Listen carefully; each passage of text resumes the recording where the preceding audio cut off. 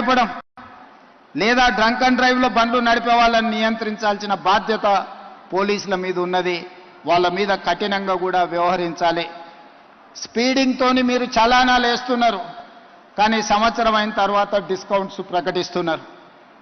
దానివల్ల ఎలాగూ తగ్గిస్తారు కదా, మళ్ళీ చూద్దాంలే అన్న వ్యవస్థ ఈరోజు ఒక సమస్యగా మారింది. అందుకే పోలీస్ సిబ్బందికి శాఖకు నేను సూచన చేస్తున్నా, ఈ చలాన్స్ వెయ్యడం అనేది వెయ్యకుంటేనే నియంత్రించి వాళ్ళకు అవగాహన కల్పించాలి. తప్పని పరిస్థితిలో ఎవరి మీదైనా చలానా వేస్తే ఒక్క పైసా తగ్గించకండి. మూడవది, వాళ్ళ బ్యాంక్ అకౌంట్స్తోని డైరెక్ట్గా డిపార్ట్మెంట్కి సింక్రనైజ్ చేయండి.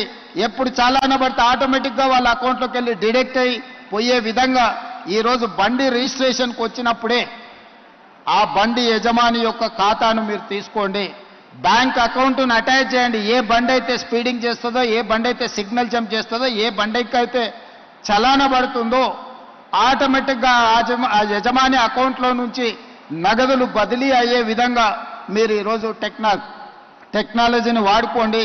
బ్యాంకులను కూడా సమన్వయం చేసుకోండి. లేకపోతే ఈ ప్రమాదాలను నియంత్రించడం కష్టమవుతుంది. ఇలాంటి ప్రమాదాలకు పాల్పడే వాళ్ళ పట్ల కఠినంగా వ్యవహరించాలి.